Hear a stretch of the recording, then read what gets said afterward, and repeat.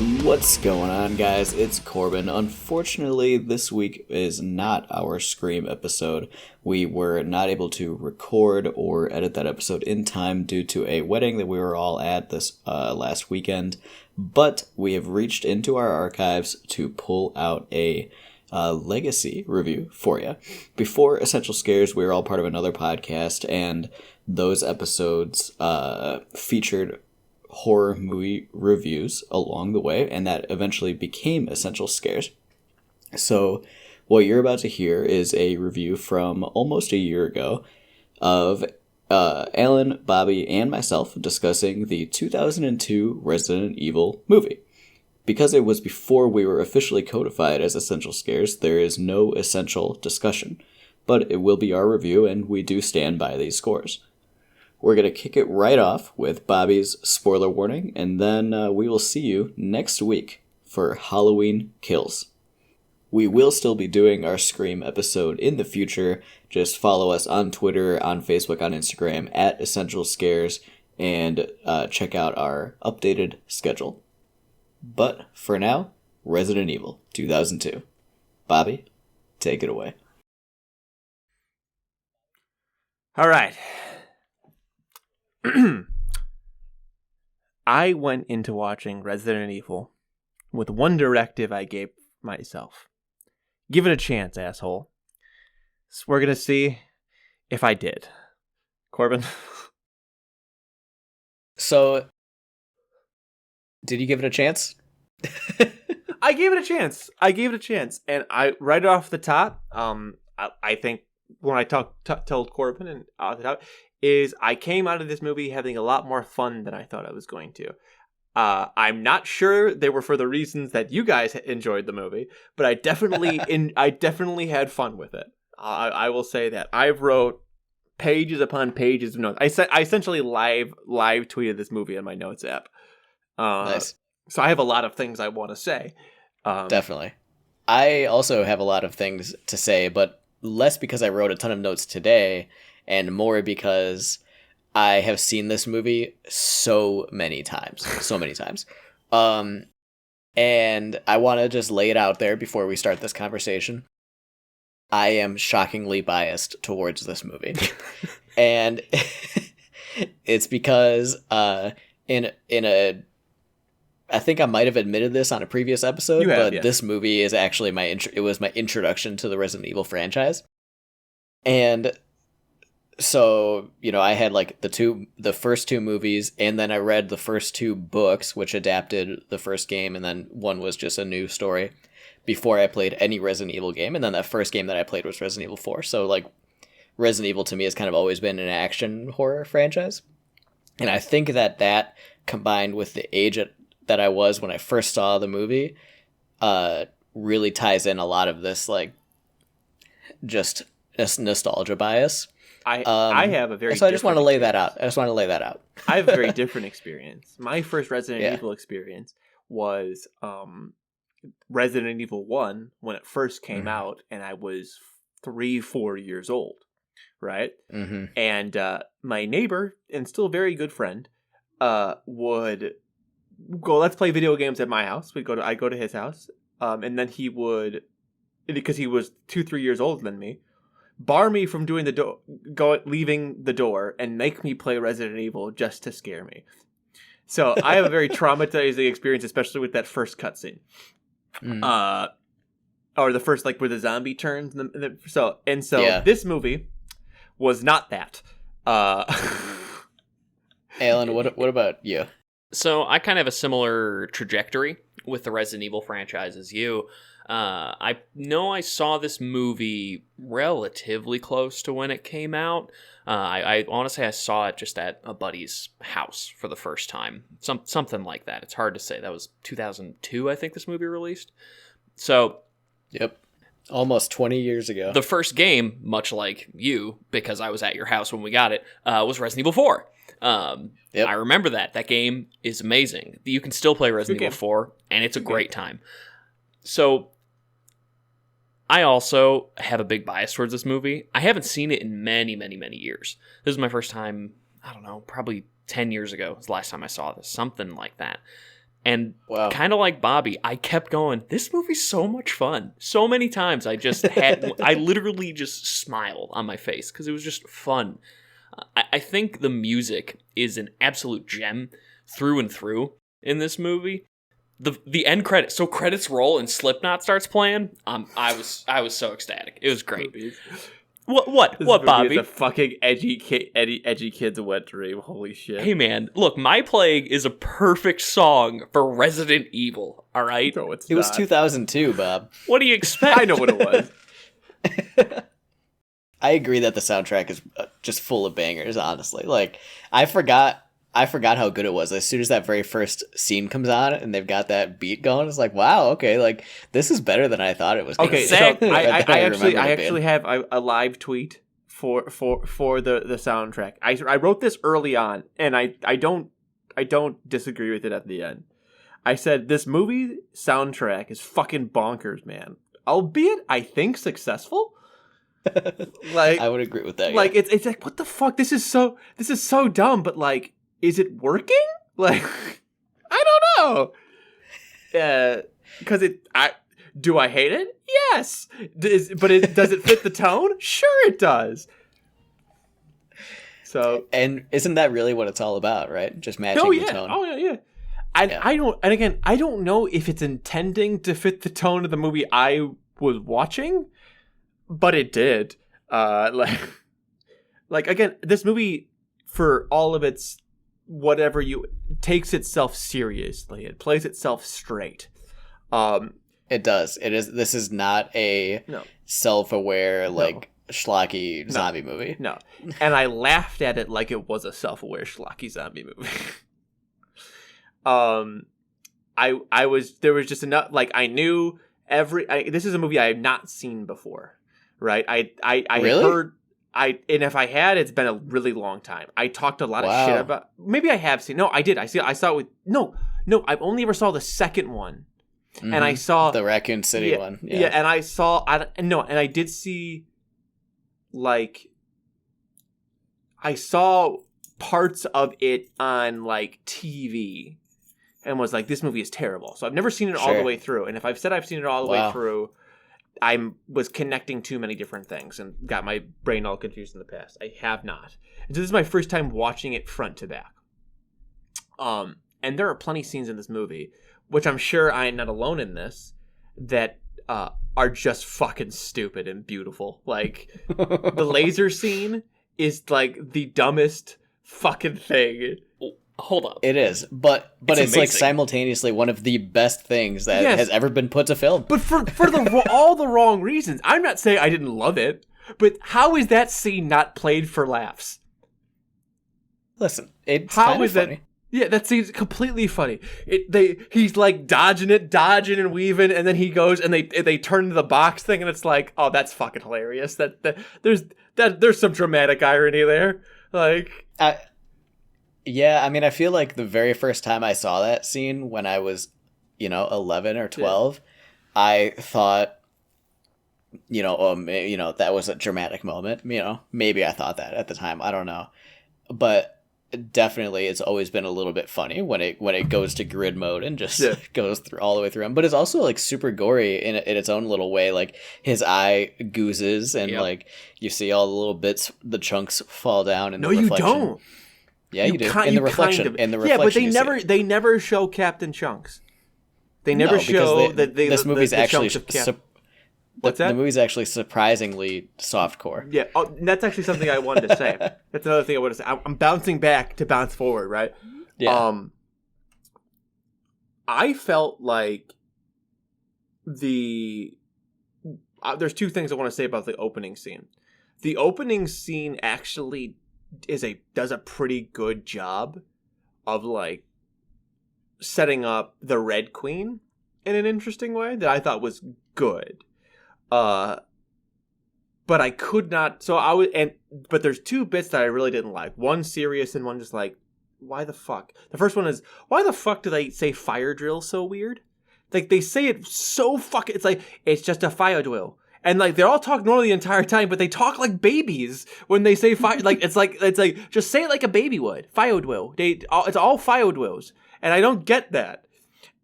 And the second part is like, this movie sets up perfectly that they're going to cuck you at every bit of gore.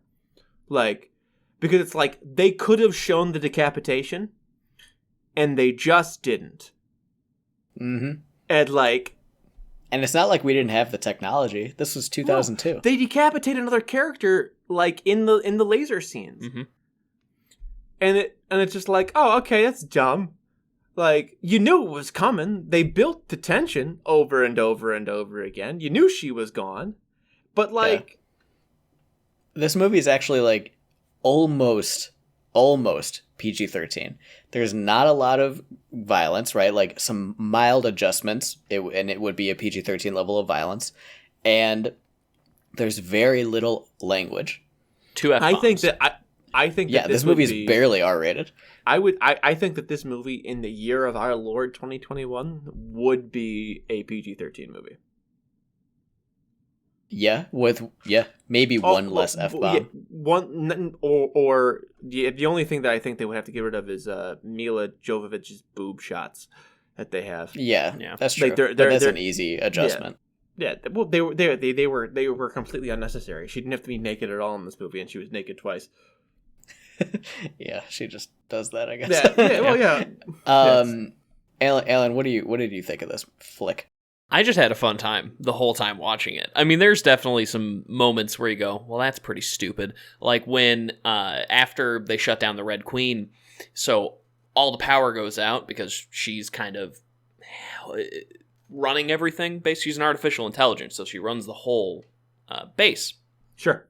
And the containment centers for the liquors, all of them are green and say stable environment. Well, when she stops doing things, unstable environment. And nobody notices.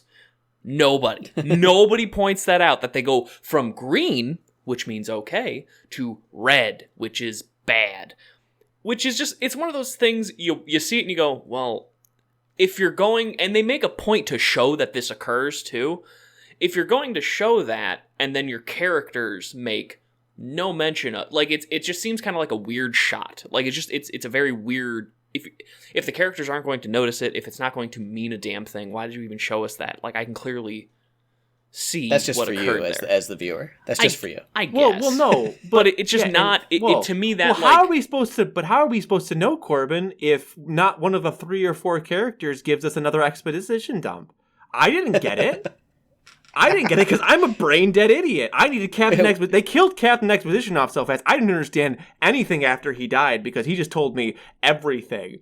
Left what even nothing is a up liquor, to, right? Yeah. They don't explain it. Yeah. No, yeah. What is that? What is that thing? Is that from a video game? I don't know. Is Resident Evil a video game? They didn't tell me, so I don't know. But to your point, right? Like, this movie, like, I don't get it. Because, like, the flashback things are like, okay, that's cool. Like, you're piecing together. It's like they're trying to do Memento, piece the story together piece by piece. I definitely had the most problem with those this time. Like, usually I feel like every other time I watched this movie, I didn't really care. And then this time, the flashbacks were happening. I was just like, man, like, I do not remember there being so many separate moments of the flashback. It's definitely too much. Well, because it's I like, could have used like one flashback. Yeah, it's like they're holding, but like, again, I think part of the issue with it is that the flashbacks would have been cool if you were Alice and like they never told you what was going on. So you just hear little bits and you're kind of sort of figuring it out, and then she's getting flashbacks or remembering who she is the entire time, and you're learning with her. That could have actually made this movie with some better acting, and, you know, the script would have been fixed in a lot of ways with that. Pretty interesting, right? So, and like it could have been a relatively interesting zombie movie where it turns out that Alice is actually Jill Valentine. Whatever, right? What we got was them being like, okay, we're going to give you this really interesting Memento subplot, but also we're just going to tell you everything. You're going to know everything about Umbrella. It's going to be all good. Somebody's going to be, we've got Kaplan, we've got Captain Exposition, and we've got the Red Queen. They're just going to lay out the entire plot for you. Don't even worry about it, baby birds. We got it for you. So, like, you feel like, and then all of a sudden it just becomes very, very, very clear who's the red herring villain and who's the actual villain. You know that within, like, the first 10 minutes of the movie. Like, I did. And maybe again, it felt very obvious. I'm a big dumb idiot, so I didn't figure it out until they told me. Oh, that was a shock for you? That not Nathan Fillion wasn't was the even this time bad? I've seen the movie 50 times and I was still surprised. Well, because they don't tell you. The Captain Exposition died too early. Let you know that not Nathan Fillion was the bad guy. Alan, what did you think of the cinematography in this movie? That's an interesting question. Okay, so I wrote it down. I wrote down music video cinematography. Oh my god! Many random like shitty slow-mos. It's so curious. Freeze frame slow-mos. It's so curious what they do with the cinematography, and I know that it was very like typical of that time to do it that way. It definitely like feels if you go like back, that. you go back and watch like early X-Men movies, or you watch Blade, or House of the Dead. Bring Me to terrible Life. movie. Oh, House music of the video. Dead, baby. Yeah. Big fan. And Big fan of House of the Dead. Those, there was this period of time where music video cinematographers were actually becoming movie cinematographers. Like that was actually a thing. And there was this like bleed over in the style, and you see it in Resident Evil so obviously. And sometimes it's super cool, and other times you're just thinking like, oh, what are they doing with this shot? Yeah. I don't remember what shot I had in mind. I didn't write it down, but it was before the laser hallway where I wrote that down. So it was relatively early on. What's that? One of the best instances of the super cool has to be the jump off the wall, kick dog in face. That's awesome. I love that scene. That was the funniest goddamn shit. No. There's a funnier scene than that. Hit at me. Okay, so the first zombie we see, which comes in, by the way, this movie's like an hour and a half, tight hour and a half, cool, 35 minutes, basically. You see a zombie in the water, but like 35 minutes you have people encounter zombie. And they shoot this zombie. And when Ray exactly starts firing, this zombie gets shot back 40 feet from bullets impacting it. She straight up Dragon Ball Z through 4 mountains, dude. I started laughing so hysterically loud. I woke up all my cats in the house, and I had to pause the movie because I couldn't contain myself. It was so hysterical. It plays like just such a cheap shot, which is it's campy. That's I guess the best way to look at it, which Resident Evil is inherently campy. Any way you cut it, that's actually a pretty good representation in a way of the games to the movie, if you're trying to bring that camp over. It's maybe not the most artistic way to show that camp in the movie medium, but it definitely keeps the essence, I would say, of the games kind of intact with a campy scene like that. But yeah, that is by far the most played for laughs moment in the entire movie. It was great. Okay. I loved it. I'm going to read you, again, my live tweets up until that point. I love these live tweets, by the way. Okay, so I'm going to start a little bit farther back. I was excited that they actually did, for a second, show Captain Chunks. And then I wrote, whoops, all zombies, in the style of whoops, all crunchberries. And then I wrote, oh no, she got bit. She's going to be a zombie. And then my next one is capital L, capital M, capital A, capital O, capital O, capital O, capital O. Because it's just like, what this movie... Uh-oh, red herring bad guy got the keys, is the next thing I wrote, just so you know. Uh-oh, is Axe zombie. Uh-oh, half-face zombie. This movie's fucking goofy.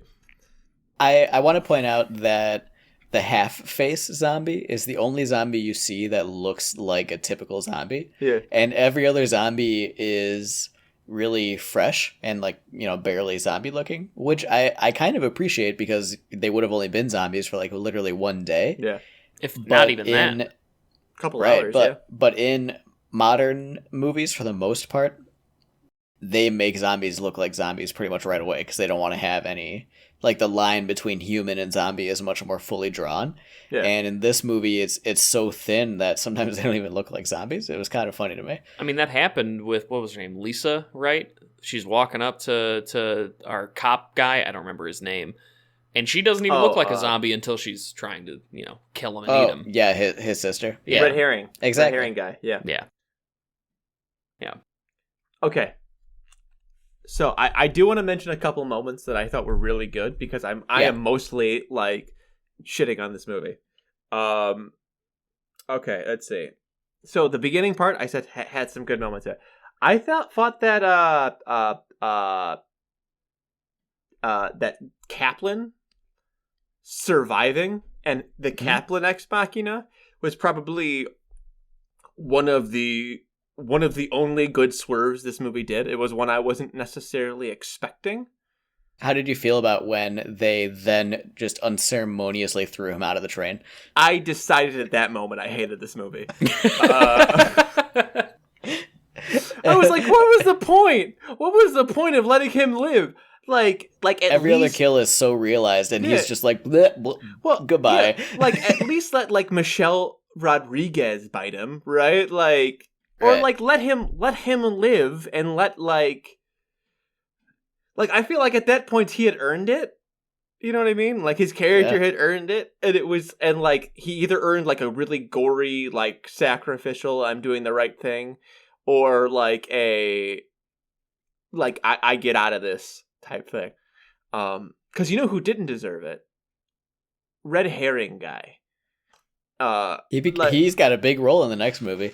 Oh, I'm assuming he's Nemesis. He does become Nemesis. What would give you that indication? Oh, you know, when they decided to do another exposition dump where they go, I want him for the Nemesis project. Oh. That's not a dump. That's just an overly clear reference.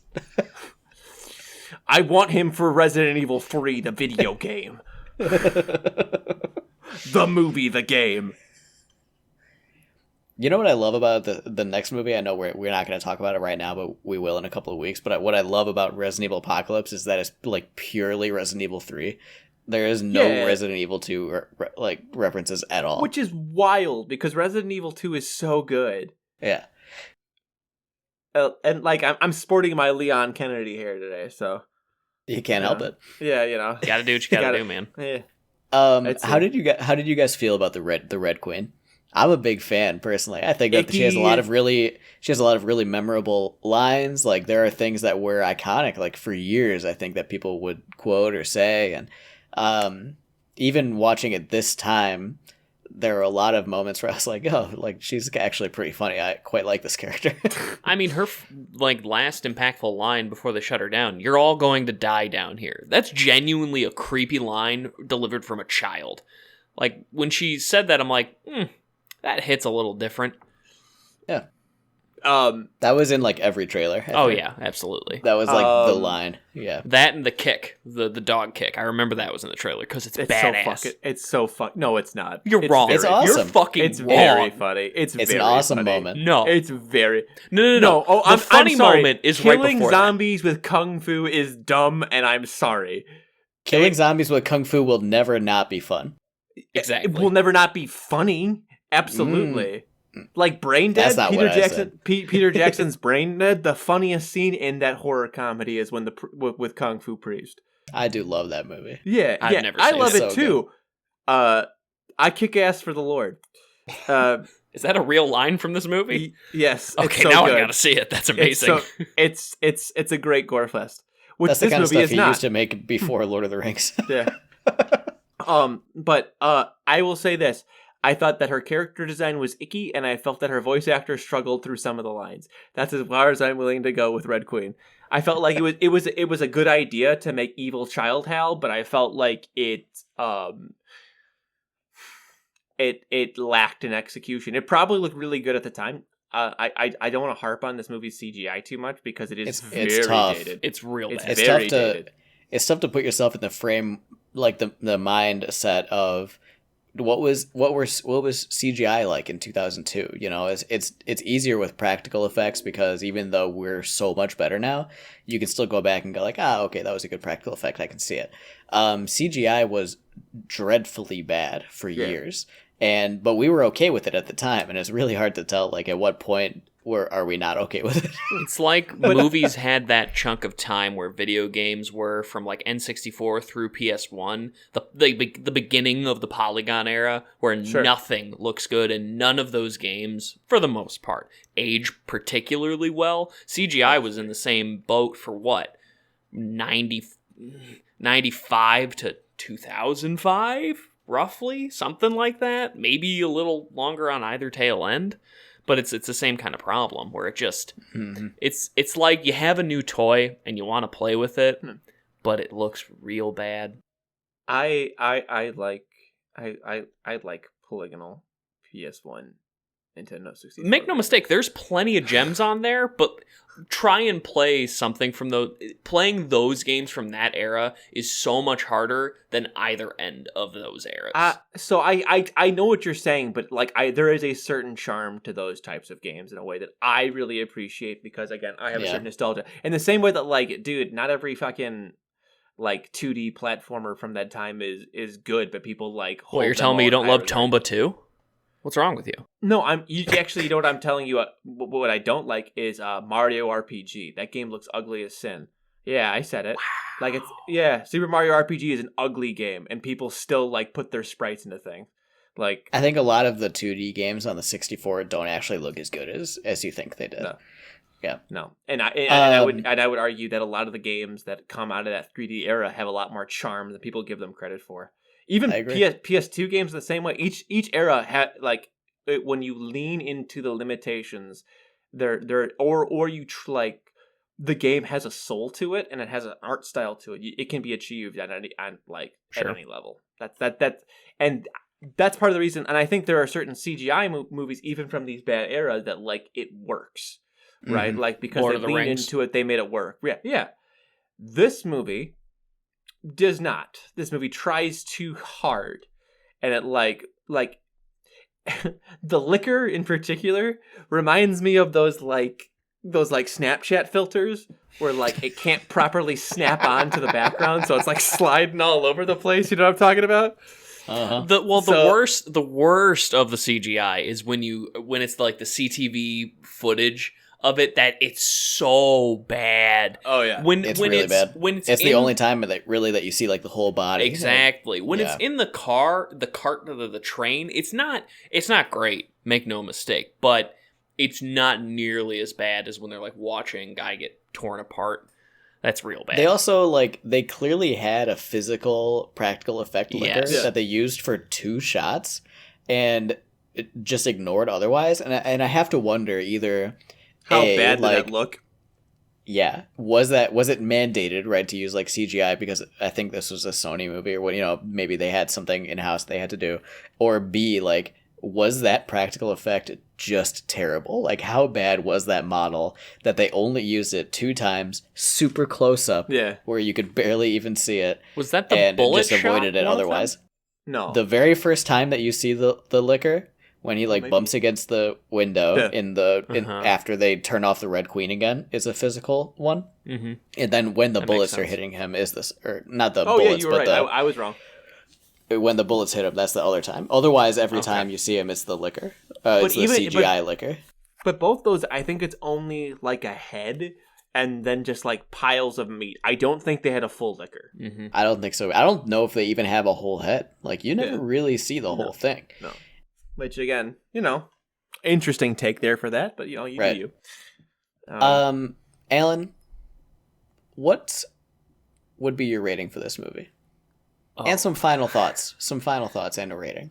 So, overall, I just kept smiling when I watched this movie. So many times. It has so many moments that were just nostalgic because I haven't seen this movie in many, many years. Had a great time watching it, laughed a whole lot, smiled a whole lot, saw the entire plot coming before any of it actually occurred. That being said, to make Bobby so happy, to me this is a 3 out of 5. It's that just slightly above... Oh my god, his face. It's that slightly above average, good romp. I had a phenomenal time watching this movie. Took 2 points off for just the kind of obvious acting flaws. There's some issues with it, obviously. Yeah, the 2 points that you added to it is your credibility and your objective reasoning. Look, objectivity doesn't matter in a movie review. This is all subjective. Can I? Sorry, go ahead. It was a fun movie. My brain was off, and I watched something fun for an hour and a half. Had a great time. Can I infer then that Bobby's score is 1 out of 5? No, actually. Okay. 1.5? My score is a 1.5 out of 5. Hey. Okay. I was going to go into this. My expectations going into this, for what it's worth, were a 0.5 out of 5. I was going to give it the lowest possible. 0.5 out of 5. And for what it's worth, if we ever do Resident Evil 2, I will be giving that a 0.5 out of 5 because that movie is just absolute dog shit. That movie is absolute. There's one good scene in that movie, which we'll get to. Right? I remember nothing about that movie. But there's one good horror scene in that movie. One. But this movie. Me and Corbin were talking earlier, and Corbin said if we had to give this a Roger Ebert yes or no response, would you give it a yes or would you give it a no? And I feel like I'm probably the only one here who would give it a no because I have to contextualize this. There are people who I would recommend this movie to, right? People who like So Good It's Bad, people who like goofy movies, and people who just want to do something stupid, laugh at it, and actually have some legitimately good moments, right? And there are some legitimately good moments. Like Kaplan feels like one of the only properly fleshed out characters, and so does Michelle Rodriguez. They feel like they're the real protagonists of the movie, and then they both die completely unceremoniously in a really stupid way. I actually wrote one of my notes about Michelle Rodriguez.